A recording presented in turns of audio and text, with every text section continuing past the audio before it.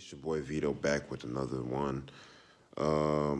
This topic has been weighing heavily on my heart, and I really want to just get into the video. But before that, like, comment, and subscribe to the channel. The views are going up, the numbers are going up. Road to 1,000 subscribers is on and is popping. It's your boy Vito. I need your help though, so like, comment, and subscribe. Get into the comments. Let's argue. I got time today. Trust me, I got time today. But let's get straight to the video.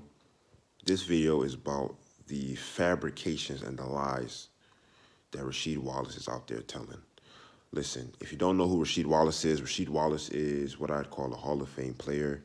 Was drafted in 1995 to the Portland Trail Blazers, but his biggest and best accolades come as a member of the Detroit Pistons from 2003 to I believe 2009, one of those. I told you I'm not a stat man, so I don't check the facts, but I just know he was a Piston for a long time. Growing up in Detroit, Michigan, as I've said before, I live in the Netherlands, but I grew up in Detroit, Michigan. I was a Detroit Pistons fan, especially from 2003 to 2009. I grew up hating LeBron James. If you don't know right now, you should know that I'm probably the biggest LeBron James fan. I think the guy is the GOAT. Who is Jordan? I don't know, but that's a video for a different day.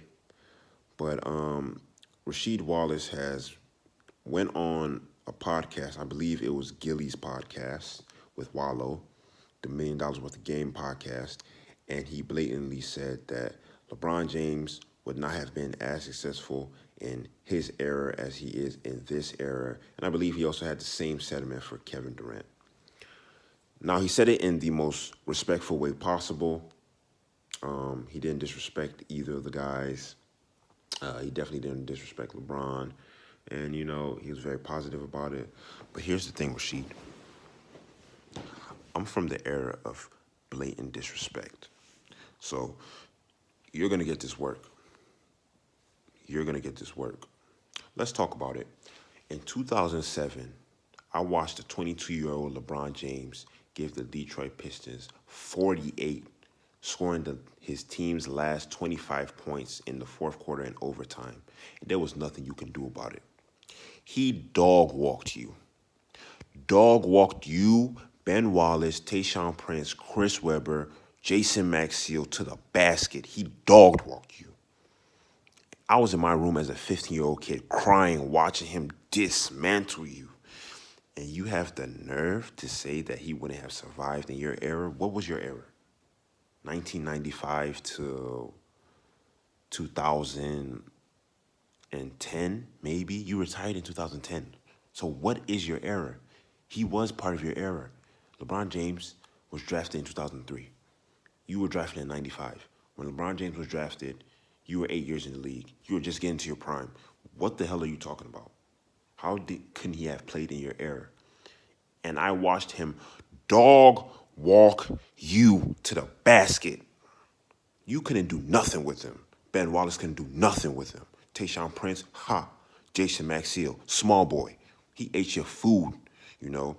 I know maybe the 2 years before 2007, you guys gave him a few playoff losses, of course, but that was a team effort. What he did to you was a solo effort. Who was on his team? Larry Hughes, Eric Dampier. Who else was there? Eric Snow. Come on. Like, what are you talking about? Boobie Gibson? There was nobody on his team. He did that alone. Dog walked you.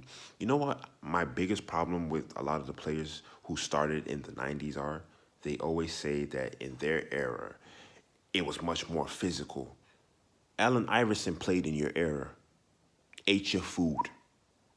Michael Jordan played in your era, ate your food.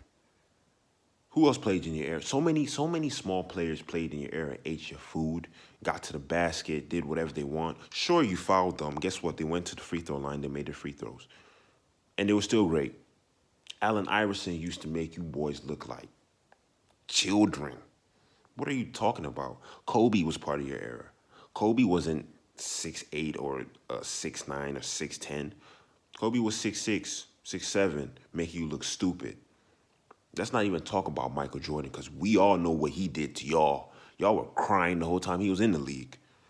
So this bullshit about LeBron not being able to be as successful in that era as he is in this era makes no sense because you guys were technically in the same era.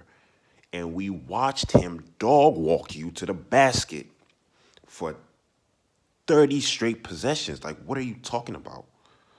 Like, get out of town.